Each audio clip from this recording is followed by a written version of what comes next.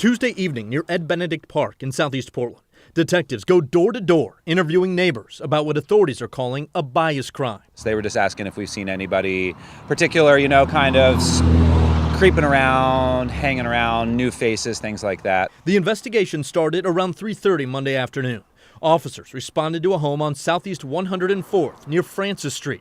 We're told a Molotov cocktail was found in the yard, leaving neighbors feeling anxious. It'll burn your house down. I mean, that's a fire, if you're thinking of an average 12-ounce bottle of gasoline lit on fire thrown onto a 80-year-old home, it's not going to fare well, that's for sure. The situation worsened Tuesday morning around 9:30.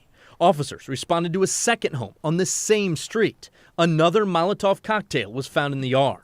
Only this time, one of the people who lives at the house received threatening text messages stating they were targeted because of their sexual orientations. That's crazy. I can't even imagine that. Chris Matthews has lived in the neighborhood for more than a decade. He knows the couple targeted. Whoever instigated it clearly has never met them. They do nothing to deserve that. The good news is that nobody was hurt, at least physically. Emotionally is a different story.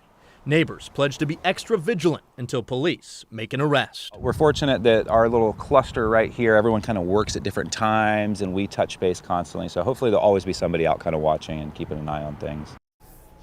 Yeah, of course, nothing is better than video evidence. Detectives are asking people with home surveillance systems living in the neighborhood to check those cameras for anything suspicious. Again, this happened between yesterday afternoon and this morning.